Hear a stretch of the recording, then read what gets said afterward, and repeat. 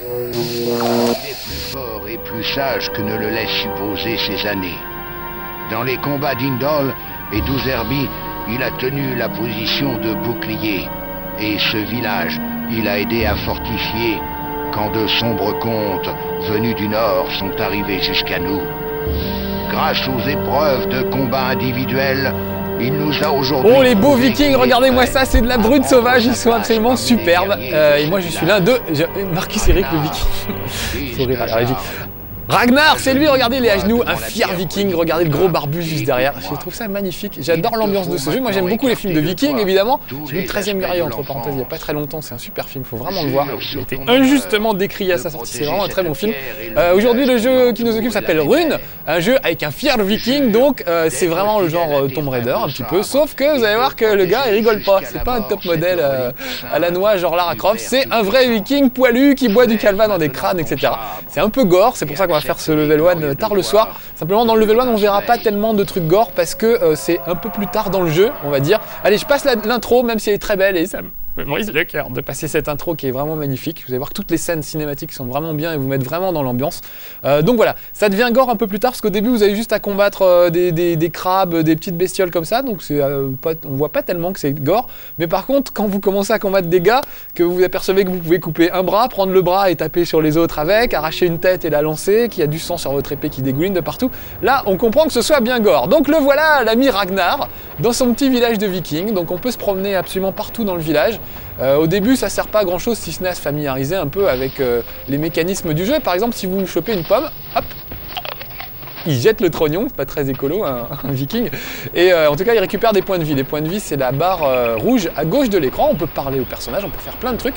Regardez, par exemple là il y a des boucliers. Comment vas-tu mon garçon? Eh ben je vais bien. Je fais erreur. Tu es maintenant un guerrier et un homme, n'est-ce pas? Là vous avez vu, j'ai ramassé un bouclier qui était là, qui était accroché le long du bateau. Donc je peux le récupérer, je peux utiliser, voilà. J'ai pas encore d'arme, donc je peux donner des coups de pied. Mais voilà, donc on peut vraiment même aller dans l'eau si je voulais, je pourrais aller dans l'eau. Qu'est-ce qu'il dit? Tu dis un truc? Ah bah il a fini de parler, bon j'aurais mieux fait de l'écouter. Donc voilà, au début vous avez tout le village pour vous entraîner un petit peu, vous familiariser avec les commandes, ce qui est assez sympa. Les commandes elles sont tout simples, j'ai la souris dans la main là, et puis je dirige le regard de Ragnar, avec la souris, et je dirige ses mouvements avec le clavier. Donc il y a une bonne répartition, on peut configurer les touches pour que ce soit plus agréable, et enfin, moi je vais configurer un peu à ma sauce. Et puis on peut aller voir un peu, regardez-moi ça, le mec vient d'abattre un sapin à la hache, c'est quand même pas des rigolos les vikings. Je peux aussi passer en mode vue subjective si je veux, voilà, un peu comme un Doom-like. Ils sont vraiment superbes les personnages. Et donc voilà, on peut même jouer en réseau, on va pas le faire aujourd'hui, mais on peut jouer aux vikings en réseau, c'est assez sympa. Donc voilà, je vais visiter tout le village, une petite pomme peut-être pour se réconforter, voilà. Je vais revenir d'ailleurs en vue parce que j'aime bien, il est tellement beau Ragnar, ce serait dommage de ne pas le voir. Donc on peut vraiment, je vais monter sur le toit là, voilà, pour vous faire voir un peu, il y a tout le village à explorer, vraiment c'est assez grand. Mais ce qu'il faut faire c'est passer cette balustrade parce qu'on m'attend de l'autre côté, donc je vais grimper, on va peut-être passer par là, c'est plus simple, voilà. Vous avez vu comme il est agile le Ragnar. Je vais aller dans cette grande hutte pour prendre mon premier cours de combat. Et après, l'aventure commencera vraiment en fait. Donc voilà, je perds pas de temps. Alors regardez, là il y a des armes un petit peu partout. On va les récupérer. Les musiques sont excellentes aussi. C'est vraiment un gros, presque un film d'action. On s'y croirait vraiment. C'est assez génial. Et les combats, je peux les publier grimpe partout, dis donc. C'est pas ce que je voulais. Je voulais juste que tu récupères l'épée, mon bon Ragnar. Et le bouclier, j'en ai déjà un. Mais après, vous voyez, je peux tout casser avec mon épée. J'ai une espèce de gourdin, on va appeler ça, de masse. J'essaie de la sortir. J'ai toujours gourdin parce que je sais que ça fait rire Greg, notre ingénieur du son, qui est de retour parmi nous. Il y avait longtemps qu'il n'avait pas fait un level 1 avec nous. Petite spéciale dédicace, spécial gourdin à Greg. Regardez, il y a un petit lézard. Et les lézards, c'est comme les pommes, ça vous permet de récupérer des points de vie. Donc regardez, je vais le manger. Voilà, vous avez mangé un lézard. Ils bouffent n'importe quoi les vikings, je trouve ça assez fabuleux. Donc voilà, je vais rentrer. Regardez cette tête de pithécanthrope qu'il a. Il dirait vraiment un mec du néolithique, je sais pas. Une grosse mâchoire carrée, presque on dirait Stallone. Et voilà mon chef. Écoutez, les voix, elles sont super. Tu as peut-être vaincu Sigard et été intégré à l'Odin's Blade, mais la cérémonie de la pierre unique ne représente rien de concret. La tradition veut que pour devenir un homme, tu affrontes le meilleur guerrier du village. Et le meilleur guerrier, évidemment, c'est lui. Enfin, vous avez entendu, il a une belle voix rock. Ragnar a une belle voix aussi, vraiment. Moi qui adore les films de vikings, on est vraiment plongé dans l'ambiance. Techniquement, ça n'a pas grand-chose d'original. Encore une fois, c'est vraiment du, on va dire, du Tomb Raider-like. Mais c'est très très réussi. On peut faire plein de choses. Donc ça, c'est vraiment génial. Regardez, quand j'affronte un adversaire, je peux me déplacer avec les touches pour tourner autour de lui. J'ai le bouton droit de la souris qui sert à sortir mon bouclier et à me protéger des coups. Je vais laisser taper peut-être un petit peu. Et puis avec la souris, je peux toujours orienter la caméra à tout moment, ce qui est assez génial, tout en déplaçant mon personnage qui reste face à son adversaire quoi qu'il arrive. Donc ça, c'est un petit truc à prendre en main. Ça en met un petit peu de temps à le prendre en main, mais une fois qu'on l'a bien en main, c'est quand même pratique. Sauf quand il nage, on verra ça tout à l'heure. Voilà, bon allez, on va le friter le gars, c'est pas le tout, il a beau être le meilleur du village. Vous avez vu comme ça saigne déjà. il a pris un gros coup, bon je pense pas, voilà. Là, je l'ai un peu abîmé. Si on tape toujours sur le même membre, le gars finit par perdre un membre carrément. Donc on peut localiser les dommages. Donc le système de combat est vraiment bien foutu, c'est assez sympa. Là, j'ai que des armes genre épée et gourdin. Mais je pourrais avoir des petites haches et des choses comme ça un peu plus tard. Et on peut faire du lancer de dagues, de haches, etc. On peut prendre n'importe quel objet qu'on a ramassé par terre, le lancer, etc. Donc vraiment, c'est assez riche. Et on complète tout ça avec des pouvoirs magiques grâce à des runes. Donc là, je peux pas le faire, c'est au premier niveau, on ne le verra pas. Mais il y a des pouvoirs magiques que vous utiliserez tout au long de l'histoire et de l'aventure. Donc vraiment, c'est un jeu vraiment très complet. Je peux pas passer cette séquence cinématique, si. Allez, voilà. Donc voilà, et en gros, on m'appelle au secours. On va partir tous sur un gros navire, un drakkar, ça s'appelle, le terme technique. Bah oui, des Ragnar, drakkar. C'est comme dans Astérix, vous savez, Astérix, les Vikings. Ça s'appelait tout grosse baffe, bad baffe, épitaphe. Ils faisaient toujours des noms en af. Et ben les vrais Vikings, apparemment, c'est des noms en ar, pour être historiquement correct. Donc voilà, les temps de chargement sont un peu longs entre deux niveaux, c'est vraiment le seul reproche qu'on peut faire parce que techniquement, vraiment c'est réussi, c'est fluide et tout, et c'est très joli. Admirez-moi ça. Je vais la passer la séquence cinématique, ça me fait encore mal au cœur. J'aurais pas dû mettre un pull avec une barre, là, genre pull de pompier pour faire moins intéressant, ça gâche un peu les images. Voilà, regardez comme ils sont beaux, je trouve ça vraiment super. Il y a un beau coucher de soleil, les mecs sont bien modélisés et tout, vraiment, c'est très très agréable de jouer avec ça. Odin lui-même viendra punir Asgard le traître. Coucher de soleil dans le fond, pas magnifique cette carte postale avec le drakkar et tout. Il y a vraiment des images, je sais pas, moi je suis très fan de vikings, de pirates, de choses comme ça. Et il y a des choses qui me font fantasmer comme ça dans la fiction, je trouve ça super. Et du coup, le jeu, même s'il n'est pas très original, ça marche. On est pris dans le truc, on est pris dans l'action. Je passe la séquence cinématique. Ce qui va se passer, c'est qu'il va y avoir une espèce de tempête et il y a des éclairs qui vont tomber sur notre bateau et notre bateau va couler. Et on va se retrouver, on va vraiment commencer l'aventure alors que le bateau est au fond de l'eau et qu'on est en train de flotter entre deux eaux. Réveille-toi, guerrier. L'heure de ta mort n'est pas encore venue. Génial cette part, je trouve ça super. Voilà, et regardez, il est sous l'eau dans un lac. Il y a ces petits camarades qui sont en train de flotter, des cadavres qui flottent un petit peu partout. On descendra tout à l'heure au fond du lac, on verra qu'il y a le bateau, le drakkar avec lequel on est venu. Et là voilà, je vais remonter à la surface. Alors quand je vous disais que c'est pas très bien fait le système de souris, c'est que quand on nage effectivement c'est pas très très réussi.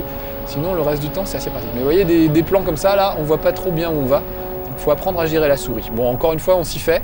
Mais ça reste difficile dans les mouvements natatoires, dirons-nous. Parce que ça aurait pu être un peu simplifié ça. La caméra aurait pu se placer un peu plus automatiquement, ça aurait été un peu mieux.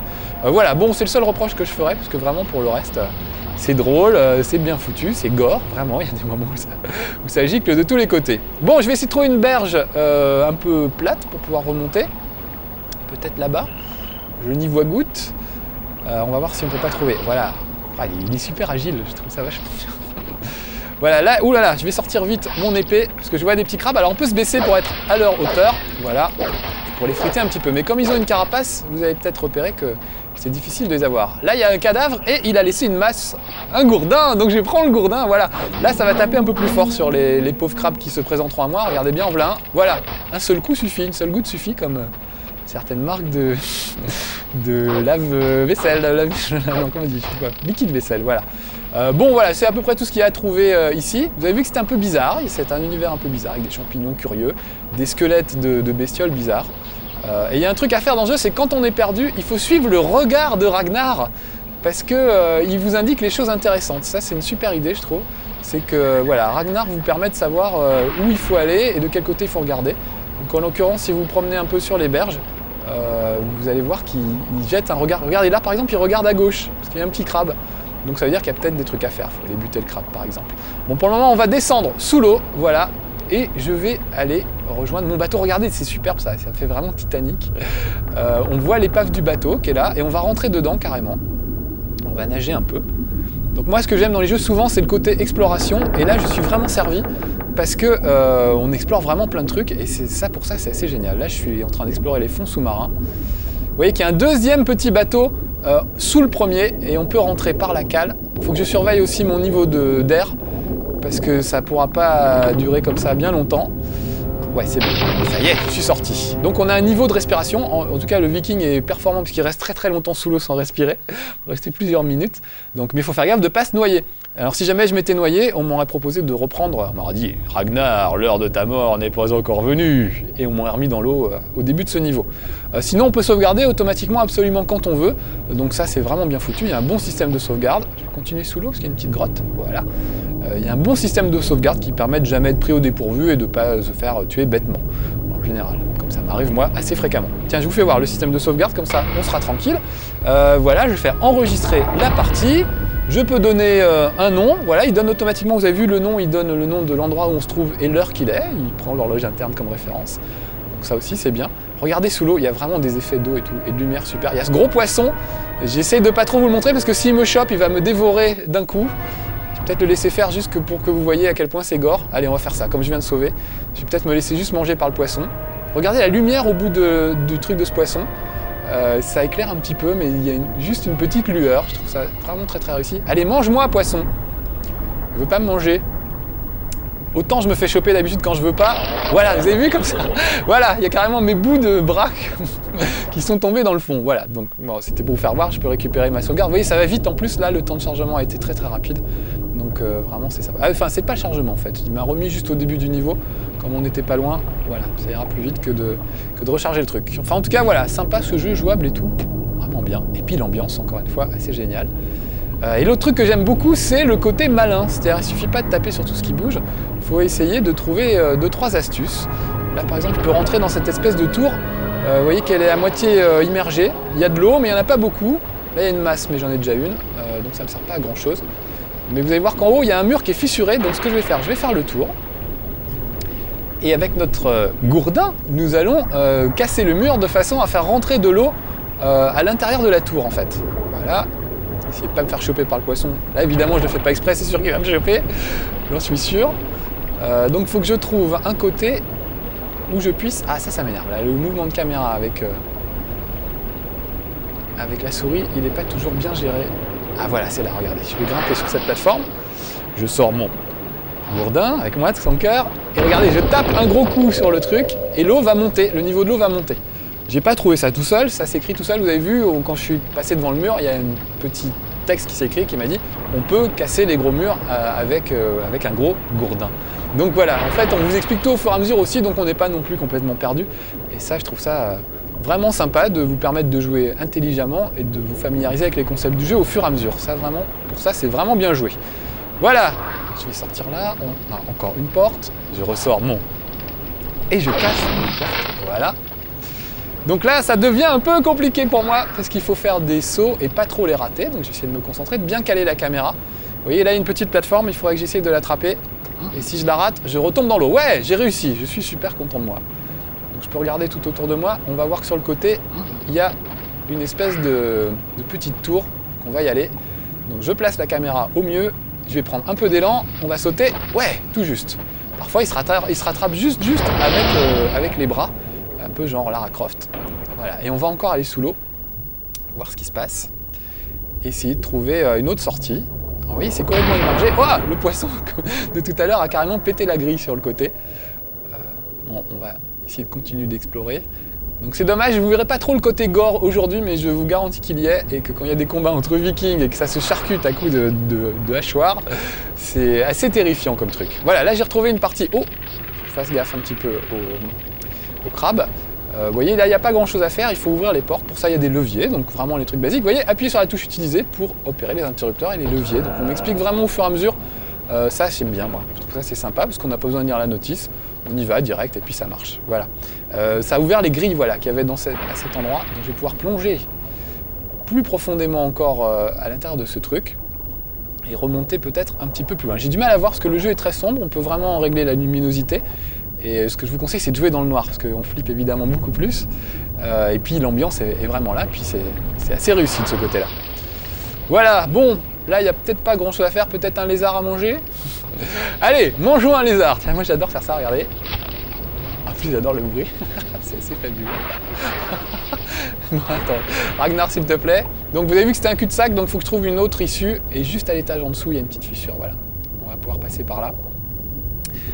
Donc c'est assez maniable vraiment, c'est très jouable et très réussi, pour ça c'est assez fabuleux, mais il faut quand même être très précis dans les sauts. Et voilà, donc si vous aimez le genre Lara Croft, Tomb Raider et tout, c'est beaucoup plus jouable qu'un Tomb Raider. J'ai pas vu Tomb Raider, j'allais dire, elle est pas si moche que ça quand même Lara. J'ai pas vu encore Tomb Raider 5, mais vu qu'ils le sortent à Noël et qu'ils nous l'ont pas envoyé, ça sent pas bon. Donc on attendra le level 1 pour l'acheter comme d'habitude. Mais voilà, en tout cas, je pense que ça fait une bonne alternative à Tomb Raider. Ah, regardez l'espèce de sale bestiole qui se trimballe dans ce niveau-là. C'est assez fabuleux. C'est des espèces de langues qui essayent de m'attraper. Alors je vais sortir mon épée pour pas me faire choper. Faudrait que je me fasse choper juste pour que vous voyez ce que ça donne. Voilà, regardez, voilà, ça c'est génial. Il me secoue dans tous les sens, il me balance. Donc d'abord, ça fait mal. Et ensuite, ça permet, quand on est sur des plateformes un peu étroites, bah, ça vous remet à côté. Donc c'est pas très pratique. Ah là là, j'ai pas eu le temps. J'aurais mieux fait de sortir mon gourdin pour m'occuper de ces petits crabes. Le crustacé se déguste avec un gourdin en fait, voilà. C'est par là, je me suis un peu perdu. Ça doit être par là. Ou alors j'en viens. Je ne sais plus. Non, c'est par là, super. Donc voilà, donc pour revenir à bout de ces trucs, allez, je vais le sortir parce que sinon ça ne va pas aller. Voilà, la masse c'est quand même plus efficace. Et tout, c'est de taper au bon endroit, c'est une question de synchronisation. Voilà, là je l'ai eu. C'est taper au bon moment et au bon endroit pour réussir à se débarrasser de ces espèces de plantes carnivores. Donc vous voyez, il y a des adversaires assez originaux. Un peu plus loin, il y a des espèces de petits lémuriens, un peu comme dans Dinosaur. C'est Jamel qui fait la voix. Donc vraiment, c'est vraiment très réussi tout ça. Oh là là, j'ai pris un petit coup. Ah, voilà, regardez, il avait me secouer et me faire tomber, je serais obligé de refaire le tour. Voilà, donc bon, et c'est merde, c'est la fin de level. Bon, un gros mot, tant pis, mais c'est par le fort, c'est pas grave. C'est la fin de ce level 1, vraiment très bien, Rune. Je trouve ça super sympa, drôle, bonne ambiance et tout, bon esprit. On peut jouer en multijoueur en plus. Donc voilà, c'était le level 1 sur Rune. Ciao, à bientôt pour un prochain level